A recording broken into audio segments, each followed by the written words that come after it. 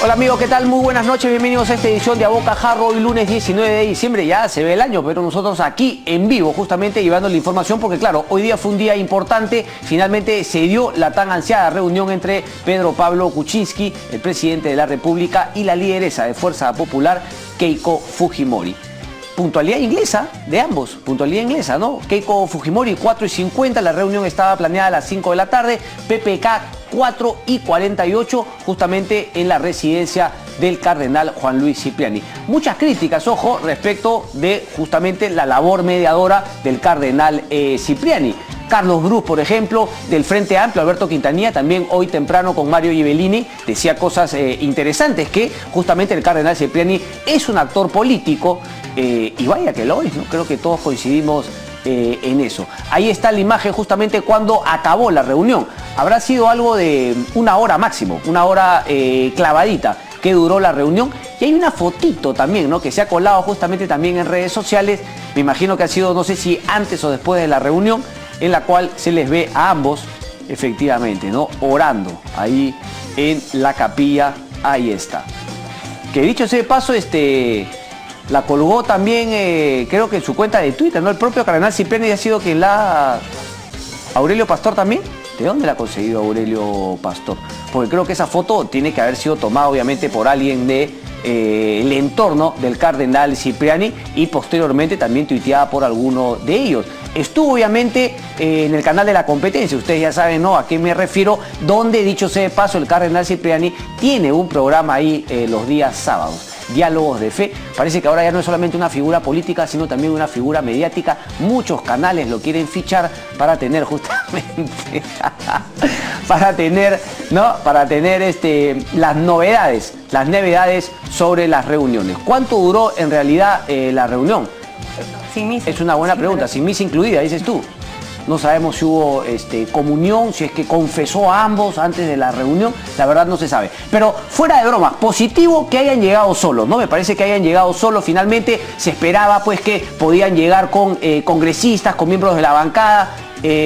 Finalmente llegaron solos el cardenal Cipriani y después unas breves declaraciones que lo que intentaban justamente era de alguna manera mostrar a la gente pues que estaba el diálogo abierto. Ahora la pregunta es si es que van a haber nuevos diálogos con Keiko Fujimori y el presidente ya de manera institucionalizada, ¿no? Porque recordemos que ya convocó y ya anunció el presidente del Consejo de Ministros, Fernando Zavala, que se viene uno con el líder de el APRA, Alan García Pérez, y también creo que ya aseguró, no sé si Acción Popular, no, perdón, Alianza para el Progreso. Esos son los que ya están cerrados. Se habla también de Acción Popular, se habla también del Frente Amplio, así que habrá que estar atentos. Pero claro, lo que yo conversaba ahora con algunos oyentes en la radio, ¿no? Las palabras suenan bien, está genial. Yo, digamos, para que se haya dado una reunión, saludo pues así haya sido el mediador, haya sido quien haya sido. Pero obviamente después de este primer paso en el cual el cardenal Cipriani hizo de mediador, ya tenemos que dejarnos de mediadores y esto se tiene que canalizar de una vía institucional. Por ejemplo, podría ser el acuerdo nacional y que no sea la primera y última, sino que sea unas constantes reuniones entre los líderes políticos y también obviamente con otros. Pero queda claro que por la coyuntura, no por la coyuntura, sino digamos por el balance de poderes, como ha quedado el Congreso de la República, es importante que haya esta conversación. Pero bueno, Keiko tuiteó, ¿no? Porque tuvo algunas declaraciones, pero esto lo tuiteó. ¿A qué hora, Catherine? Chisméame. ¿A qué hora habrá sido eso? 8:40. Ah, ok, entonces se dio tiempo, digamos, para analizar bien qué es lo que iba a tuitear. Agradezco la invitación del cardenal Cipriani, a la cual he acudido poniendo, como siempre, primero los intereses del Perú. ¿Nada más? ¿Y PPK? ¿PPK no tuiteó nada? No, no lo agradece. También tuiteó... Pero no le agradece él. No le agradeció a... Aquí está, como ustedes ya podrán haber escuchado, la congresista Indira Wilca, justamente comentando sobre esta reunión. ¿PPK qué puso? ¿Tenemos el de PPK también? ¿PPK no puso nada? Sí. ¿Sí? Vamos a buscarlo y luego lo vamos a poner. Mándaselo por favor para después colocarla, porque claro, ¿a qué hora tuiteó PPK? ¿A qué hora lo...? 7:15, o sea, antes justamente, y después Keiko Fujimori también tuitea a eso de las 8 de la noche, más allá de que ambos habían brindado breves declaraciones a la prensa. En fin, quiero entrar únicamente al tema, pero les quiero recordar a la gente que, claro, ya tenemos nuevo ministro de Educación, ministra en este caso Marilú Martens, pero tenemos el tuit de PPK. A ver, pónmelo por favor. Ahí está. Pero Pablo Kuczynski, ha sido una conversación muy útil, franca y constructiva. Nos hemos centrado en los temas del presente y del futuro. Bien, viva Keiko, ¿no? Y ella le agradece justamente, no habla de lo conversado, sino habla un poquito del agradecimiento al cardenal Cipriani por haber hecho las veces de mediador.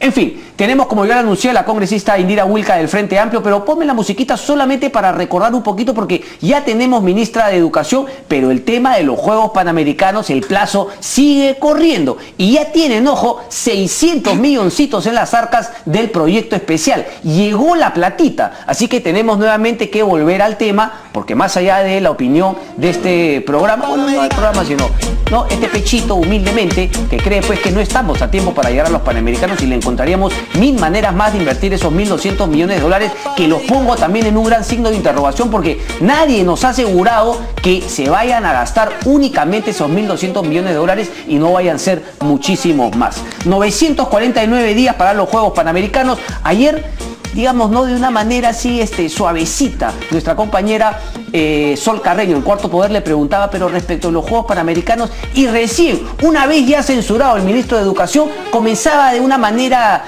timorata a reconocer pues lo que aquí hemos venido planteando día tras día, que efectivamente estaban atrasados, que sería algo lógico sacar los Juegos Panamericanos del Ministerio de Educación y por ahí destinarlos a la PCM. En fin, vamos a continuar con este tema y vamos a esperar también que se tome alguna decisión, sobre todo que las cosas se transparenten, y si es que vamos a insistir con esta locura, por lo menos que intentemos llegar a esta locura de manera en lo que se pueda racional. En fin, terminamos con este tema y pasamos rápidamente con la congresista Indira Wilca. Congresista, muy buenas noches, gracias por estar aquí. Muy buenas noches, gracias por la invitación. Lo primero, la reunión de Keiko Fujimori y el presidente Pedro Pablo Kuczynski. En la línea también un poco de la crítica, ¿le quita valor que haya sido cardenal Cipriani el mediador o que se haya dado en estas circunstancias? ¿Cómo ve usted eso? Mira, yo antes de eso quisiera decir que yo sí siento que hay un tema que no se está viendo acá, que es esta mirada tan sesgada, tan estrecha de quien gobierna nuestro país en relación a la consideración de que somos un Estado laico. Okay. Y que por lo tanto cualquier acto de gobierno, cualquier decisión política pasa por considerar a los actores políticos que formalmente existen. O sea, yo no entiendo, y te juro que he visto esas imágenes, los dos personajes, en fin, ¿no? Keiko Fujimori es parte de una organización, es lideresa de un partido, pero acompañados de alguien que tiene otro tipo de rol en la sociedad peruana. O sea, no es alguien que tenga una responsabilidad ni de gobierno, ni representa un sector formalmente en términos políticos. Entonces, de verdad buscar ese tipo de intermediaciones a mí me hace pensar que estamos en un país en el siglo XVIII, pero, o sea, discúlpame, donde la iglesia tenía o creía que tenía una responsabilidad sobre los asuntos de gobierno, sobre los asuntos públicos, y yo creo que eso es algo que le hace mucho daño al país, le hace daño al Estado de Derecho, le hace daño además en un momento en el que necesitamos reforzar el rol de los partidos, el rol de las instituciones públicas como el Congreso, el Poder Ejecutivo, en fin.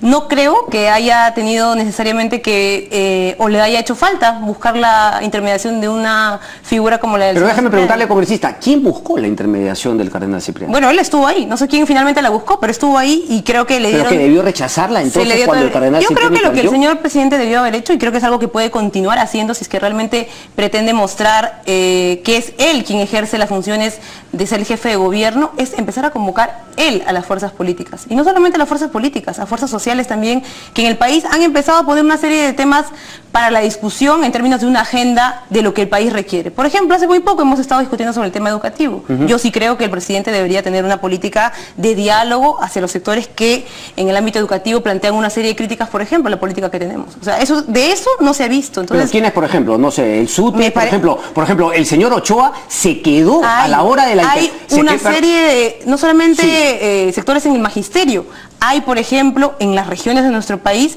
asociaciones de padres de familia, en fin, una serie de actores que, por ejemplo, están planteando la necesidad de que en el tema educativo haya un reconocimiento que hay una brecha enorme y de diferencias en la educación rural y en la educación que se da en los ámbitos urbanos. Por ejemplo, son, se supone, esos los temas que habían hecho que consideremos que necesitamos un cambio en la política educativa. Pero esa es una parte... Realmente mi pregunta, congresista, ¿no debió aceptar la invitación el presidente PPK? ¿Usted cree que la situación lo ameritaba? El presidente no está para que lo inviten a él a ningún lado. El presidente está justamente para convocar no solamente a los líderes políticos del país, sino en general a la sociedad que él dirige, ¿no?, a un diálogo sobre lo que haga falta. Entonces, yo creo que no estamos entendiendo bien la posición y el mandato que tiene cada uno. El señor PPK tiene el mandato de ser presidente porque o sea, así no debió ir. Lo hemos decidido. Yo lo que creo es que él tiene que asumir la responsabilidad que le ha sido conferida. Y la suya en esos momentos es no solamente gobernar un ejecutivo, sino ser la cabeza política, si tú quieres, de uno de los poderes del Estado. Sí, pero congresista, no me responde la pregunta, porque yo entiendo que, claro, a usted esto no le parece correcto, como yo le he dicho. Si tú quieres saber mi posición, yo creo que él debió convocar una reunión y plantearla además en los términos lo más institucionales posibles. La señora Keiko es lideresa de un partido, como te digo nuevamente. Creo que, por ejemplo, esta reunión debió de realizarse en Palacio de Gobierno, como suele ser. Pero a ver, una columna de Aldo Mariate, me acuerdo la semana pasada que dijo, un poco planteaba esto, bueno, PPK debió salir públicamente a invitar a Keiko Fujimori a Palacio de Gobierno y si en todo caso ella no aceptaba, pues que asuma el costo político ante toda la ciudadanía de no haber ido a una reunión. Eso fue lo que debió hacer PPK. Por supuesto que sí, y además no solamente estamos analizando la forma en la que se ha dado este diálogo, sino el fondo. Por ejemplo, más allá de estas escuetas declaraciones por Twitter, no se sabe cuál ha sido el fondo de un diálogo que viene precedido de un momento muy tenso, ¿no es cierto?, entre las fuerzas políticas de nuestro país. Además, un diálogo o una tensión que se generó en el Congreso a propósito de la actitud justamente del grupo político de la señora Fujimori. O sea, no estamos hablando de un diálogo que se pudo haber producido, por ejemplo, a propósito de un debate que quisiéramos tener sobre el tema educativo, digamos, en genérico. Hemos tenido este diálogo que yo diría que ha sido forzado, además, después que el grupo político de la señora Fujimori ha censurado a un ministro del presidente Kuczynski. O sea, yo me imagino por qué, por ejemplo, ese diálogo no se pudo haber planteado antes de censurar al ministro. O sea, ¿cómo es que efectivamente el presidente quería mantener a su ministro. Yo censuro a tu ministro y después dialogo contigo. ¿Esa es la lógica? ¿Usted cree que, digamos, que se ha agachado, se ha arrodillado finalmente el presidente ante la figura? Yo creo que él no está entendiendo que su responsabilidad no es la de acudir al diálogo que otros planteen, sino empezar a encabezar justamente una serie de diálogos, de momentos seguramente de discusión, en fin, de intercambio de ideas y de pareceres. Me parece que está quedándose un poco en la forma, porque usted dice que si hubiese sido en Palacio de Gobierno, pues finalmente en el fondo que conversen esté bien, pero usted también, digamos, no solamente eso, como te digo, que se sepan lo que se conversó. Como te digo, por ejemplo, exactamente, o sea, no estamos hablando de un diálogo que se produce en medio de una coyuntura neutral. Acá lo que hemos tenido es la semana pasada una discusión en el Congreso, una discusión bastante dura, una discusión que además yo sí creo que en el fondo carecía de argumentos reales sobre la política educativa, que aparentemente ese era el tema que nos estaba convocando, pero creo que todos vimos al final que de lo que se trataba realmente era de la manera en la que un grupo hacía sentir su fuerza. Eso ha sido, por ejemplo, un punto sobre el diálogo, yo no lo veo. Ahora, no lo veo en las expresiones de ninguno de los dos partidos. Lo que algunos podrían plantear, que ha quedado claro, es que finalmente es Fuerza Popular la oposición y no el Frente Amplio, ¿verdad? Mira, yo lo que he visto, más que Fuerza Popular como oposición, he visto una fuerza que lo que está haciendo es uso de la mayoría numérica que tiene. Porque pero son la oposición, porque finalmente. Si fuera una, tú lo puedes llamar así, pero lo que yo quisiera saber es, por ejemplo, oposición a qué, a una propuesta de país distinta a la del señor Kuczynski, no lo he visto. En el tema educativo, ¿cuál ha sido la contradicción principal que ellos han encontrado en relación a la política que venía implementando el señor Saavedra? Yo, más allá de este tema de las computadoras, que un día aparecía como una especie de refrito, porque era una denuncia que había sido planteada ya en el Ministerio Público, y el tema de los panamericanos, que tú ya lo has reseñado muy bien, o sea, no constituye realmente una contradicción. Yo no he encontrado un punto en el que ellos realmente tengan una identidad como oposición a las políticas que están haciendo. Lo que demuestra que en el fondo esta aparente contradicción tiene que ver más con una disputa. Pero es un tema de fiscalización, entonces, si ellos como oposición fiscalizan y según ellos encuentran actos de corrupción, por lo tanto deciden censurar al ministro Saavedra.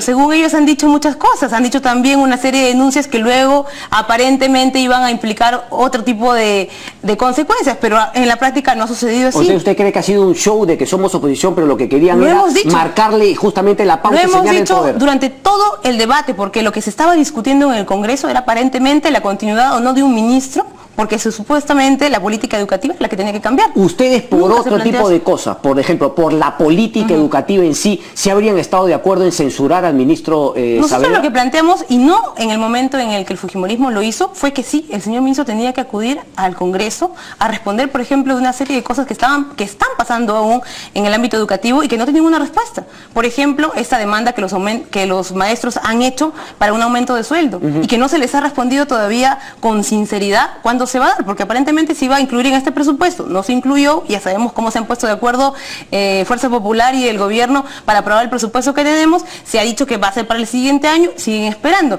Y hay una serie de temas rezagados en el ámbito educativo que no tienen realmente una respuesta. Entonces, habría 1001 razones para sentarse a discutir realmente con el Ejecutivo y con sus ministros la política educativa, pero ¿sabes qué? Eso no es lo que ha ocurrido. Y todos sabemos que lo que ha ocurrido realmente es que lo que se ha hecho es una demostración de fuerza.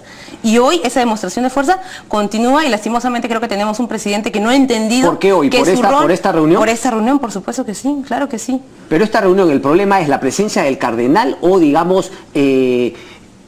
de alguna manera que se arrodilla, ¿no? Que se rinde el presidente ante la fuerza de oposición? Yo creo que porque no hay un balance... Ponme el Twitter, por ejemplo, por favor, de Marisa Glave, que justamente lo veíamos ahí. Déjame leer el comentario, por favor, congresista. Cuando lo republicano es dejado de lado y volvemos a tiempos de virreinato y monarquía. Triste, dice. Pero ¿por qué tan duro? Se han echado su oración para que finalmente la charla salga de manera positiva. Los habrá iluminado alguien, seguramente, para que empiecen a pensar en el país más que en sus intereses o en sus disputas particulares como grupos políticos. O sea, a mí lo que me parece que está faltando de esta discusión, incluso se ve en los mensajes que ellos mandan, ¿no? ¿Cuál es el tema de fondo que se ha discutido? La continuidad de qué cosas de la política educativa. Han censurado un ministro la semana pasada. Los cuestionamientos se supone que eran profundos, no solamente eran superficiales, eran cuestionamientos tan fuertes que han hecho que un ministro salga a los 4 meses de empezar el gobierno. Correcto. ¿Eso se ve acá? Pero eso ¿qué significa? ¿Y eso qué tendría que ver con conversar para justamente enfocarse en políticas de Estado, políticas públicas de mediano y largo plazo? Que ninguna de esas posibles salidas a un debate que hemos tenido tan álgido al tema educativo ha salido hoy día. Ninguna, nadie lo comenta. Se habla de agradecimientos, se habla de quién planteó la reunión, se sigue hablando del tema, creo yo, superficial, pero si realmente hubiera una preocupación por empezar a encaminar lo que ha significado un debate tan duro y que nos ha tenido a todos en vilo varias semanas... No lo tendríamos que empezar a ver en los actos tanto del Ejecutivo como del Congreso. Y creo que hubiera sido el primer mensaje producto de esta reunión, ¿no es cierto? Por ejemplo, si va a continuar o no va a continuar la política educativa que está en marcha, la reforma universitaria, sobre la que tanta suspicacia ha habido dentro del Congreso. Y yo digo, ¿no? Si estamos tratando de salir de ese ámbito... Lo han dicho a los congresistas de Fuerza Popular y nuevamente ahí le digo, no tendría que ser justamente el tiempo quien demuestre con los actos porque, claro... Bueno, si el tiempo va a demostrarlo, entonces ¿para qué empezamos a tener diálogos con una serie de mensajes claros que la ciudadanía justamente para ponerse de acuerdo, porque independientemente de lo que puedan decir, una cosa es lo que uno diga y una cosa es lo que finalmente se vaya a hacer. Me pueden decir... Bueno, evidentemente lo que hemos visto ahora es ningún compromiso. Yo no veo ningún compromiso en relación a ¿No cuál es un paso adelante que por lo menos se hayan reunido o eso es solamente para la foto, puro bururú? Yo creo que uno puede dar todos los pasos que quiera, pero si no empiezas a mostrar realmente mensajes sustantivos sobre lo que se plantea con este diálogo, el diálogo queda simplemente en un hecho declarativo,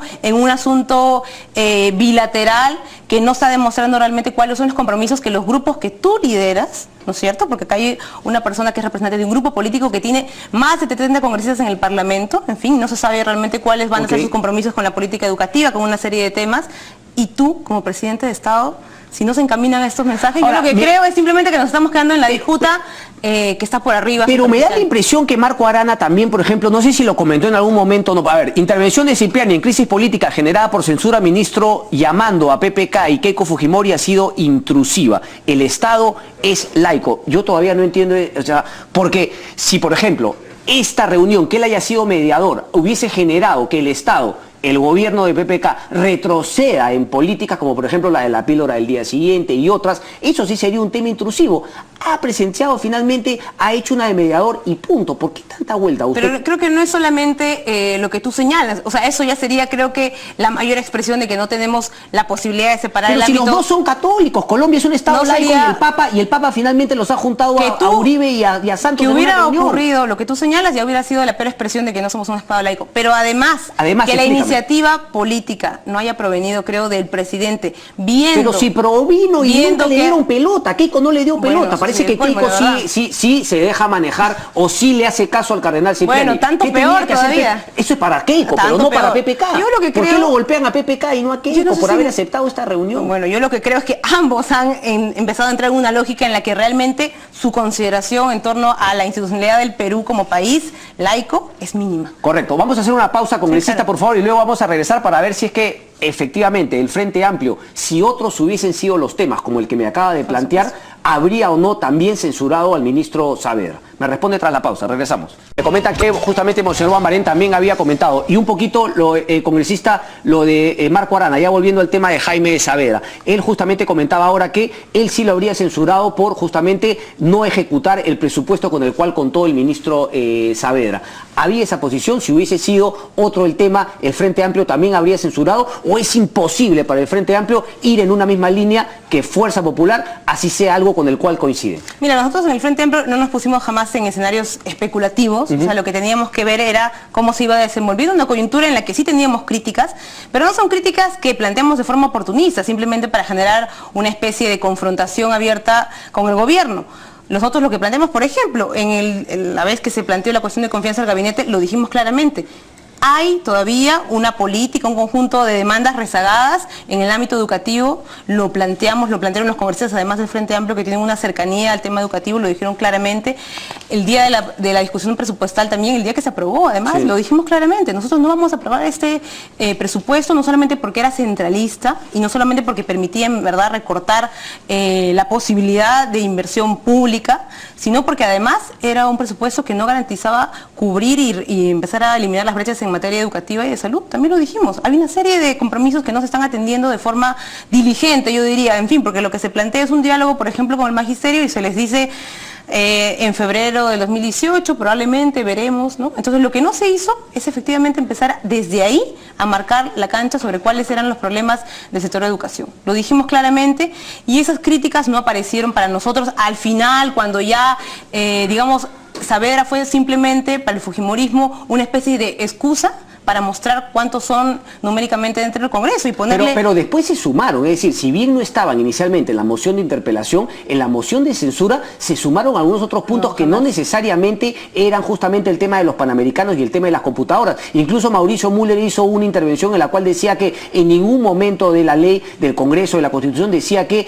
solamente lo que se había interpelado tenía que ser considerado en la censura. Es que aquí viene mi pregunta, ¿por qué abandonaron al congresista Ochoa? Lo dejaron en offside, justamente por no querer votar por el tema de Fuerza Popular. ¿Por qué lo dejaron? No, mira, nuestra evaluación, siempre lo dijimos, nuestra evaluación en relación a esa censura es que no tenía nada que ver con la evaluación a un ministro. Pero el congresista Ochoa no lo consideró así. Edgar Ochoa, que es un congresista de nuestra bancada, un congresista de la región Cusco, siempre ha planteado una serie de cuestionamientos que tienen que ver con su cercanía al magisterio. Yo lo comprendo y creo que es válido que un congresista exprese una posición particular, porque eso nos recuerda que a pesar de que nuestra decisión consideraba una serie de cosas que tenían que modificarse de la política educativa, lo que habíamos reconocido es que eso era una maniobra política, una maniobra de chantaje, para que el fujimorismo pueda decirle al gobierno, nosotros ponemos y sacamos... El congresista Ochoa no lo consideró así. Ochoa, lo que te digo es que creo que plantea una posición particular sobre el hecho de que hay una serie de temas rezagados en la política educativa que nadie está visibilizando. Y que muchos dicen,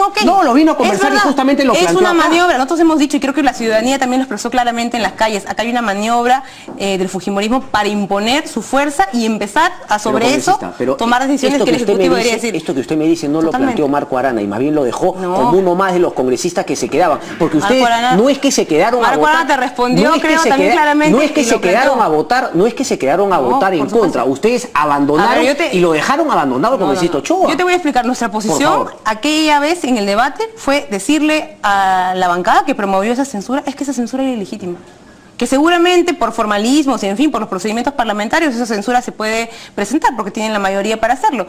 Pero realmente el tema de fondo de esa censura no era una evaluación sobre lo que el ministro había o no explicado en la interpelación. Era una decisión absolutamente política, decirle al gobierno, nosotros no queremos este ministro y nosotros tenemos la capacidad de sacar y poner aquí nos dé la gana. Ese es su punto de vista, no la realidad absoluta. Eso es lo que ustedes creen que... Y el señor Ochoa consideró distinto y lo dejaron también como si fuese un fujimorista. Si tú crees que tu punto de vista es el válido, de acuerdo. Nosotros hemos planteado eso porque esa es la evaluación política que tenemos de este momento. No es un asunto además que se queda únicamente en la interpelación. Yo tengo una opinión y digo, bueno, tú puedes tener otra, pero ustedes con el acto de haber abandonado el Congreso, ustedes dijeron que toda posición que no sea la de ustedes era también una complicidad con ese tema que lo hacían fujimoristas y lo dejaron al congresista Ochoa en esa posición también. Usted lo dice ahora distinto. Bueno, perdóname, si tú conoces mejor la posición nuestra. ¿Marco Arana comentó algo en esa conferencia de prensa respecto del congresista Ochoa? Sí, yo también. El congresista Ochoa es un congresista con el que permanentemente tenemos una relación muy fluida de trabajo. Y el congresista Ochoa siempre planteó su posición particular. Y él no es que no estuviera y no reconociera la maniobra que había detrás, también lo dijo claramente. Por ejemplo, cuando se expuso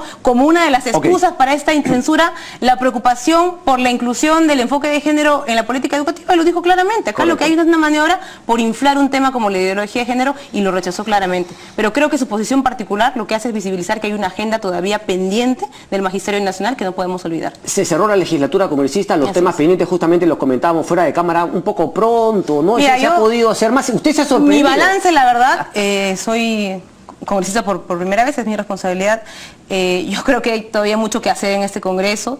Teníamos en realidad para hoy día una serie de temas que habían sido aprobados en las comisiones por unanimidad, por mayoría, temas bastante urgentes, en fin, agua, saneamiento, vivienda, que han sido simplemente dejados hasta que se retome la legislatura en marzo. La verdad me da mucha pena, acabó muy temprano la sesión del Congreso. Ojalá que la verdad podamos demostrarle a la ciudadanía qué es lo que está esperando, que tenemos un compromiso por trabajar de forma mucho más dedicada al Congreso. El tiempo me gana, congresista, y con esta termino. Parece que las convocatorias a los líderes son individuales, solamente va uno. ¿Quién iría por el Frente Amplio? Bueno, eso lo definimos en el Frente Amplio. Así es. Ustedes van a ir de todas maneras si son convocados por el presidente. Lo que estamos más bien diciendo y lo que yo he planteado hoy día es que justamente este diálogo tiene que darse entre fuerzas políticas. Claro. Es un diálogo institucional. Entonces lo que queda claro que ustedes lo decidirán es una decisión a tomar. Porque claro, si me lo preguntan en Fuerza Popular no habría decisión a tomar. No, seguramente. Queda claro quién es el líder. Si me preguntan en Acción Popular queda claro quién es el líder. Incluso hasta en el PPC creo que tienen ahora un presidente aunque nadie reconoce. En el Frente Amplio afortunadamente somos un partido democrático y tomamos decisiones internamente primero antes que se dé por hecho quién es la persona. No. Se supone que tenían ustedes un liderazgo y esa era Verónica Mendoza. Ahora está en entredicho justamente por la posición de Marco Arana y el rompimiento que ha habido entre Tierra y Libertad y las otras agrupaciones y la nueva justamente Perú, ¿cómo es que se llama? Nuevo Perú. Nuevo Perú. Así es. Por ese Verónica es una persona que tiene un liderazgo, creo yo, que ha sido demostrado ampliamente, que la gente reconoce. Correcto. Además. Por ejemplo, usted quisiera que vaya Verónica Mendoza, pero no sabe si es que Marco Arana va a querer también eso. O si la decisión de la mayoría de los integrantes del Comité Permanente, por ejemplo, lo determina así. O sea, las decisiones tienen que tomarse de forma democrática, sea quien sea la persona con la que uno sienta una afinidad mayor. Sí, pues congresista, pero claro, suena bonito lo que dice, pero eso se toma cuando corresponde decidir quién es el líder. Pero un partido que no tiene un líder en un momento habla no de una democracia, sino de una falta de organización, porque los liderazgos se definen cuando toca el momento de definir un liderazgo. Nosotros en todo caso tenemos una mirada diferente sobre cómo se toman las decisiones al interior. Creo que la democracia interna es algo que se ha subvalorado muchísimo. O sea, van a tener 3 candidatos a la presidencia por el Frente Amplio en las próximas elecciones. A eso voy. Por eso nosotros hemos planteado. Cuando tienen el momento, ustedes tienen que decidir uno. Ahora no tienen ese uno. Hemos definido eso siempre con elecciones internas y creo que ningún otro partido lo ha hecho. ¿Cuándo van a haber elecciones internas para saber si es que hay un líder en el Frente Amplio? Eso no se vota. Los liderazgos no se votan, los liderazgos se construyen, por supuesto. Lo que se votan, perdóname, son las candidaturas. Solamente las candidaturas. O sea, acostumbremos a que el Frente Amplio no tiene un liderazgo hasta que lleguen las elecciones. Es un frente. Eso suena a caudillismo. Perdóname, es todo lo contrario. Más bien, el caudillismo es creer que solamente una persona. No, pero es organizarse y decidir finalmente. Yo creo que la gente lo que está esperando es que haya partidos y organizaciones que lo que tengan es con líderes, democráticamente elegidos, pero con líderes. Elegidos, pero además que se hayan ganado la legitimidad, creo, haciendo política. Eso, más allá de los nombres, más allá de las figuras, más allá de las candidaturas, gente que todos los días esté dedicada a construir la organización y hacer que los principios que han hecho que la gente se agrupe sea realmente algo que la gente pueda notar y percibir en los debates y en las acciones políticas. Como decís, Wilka, un placer como siempre. Muchísimas gracias. Hacemos una pausa y regresamos, no se muevan.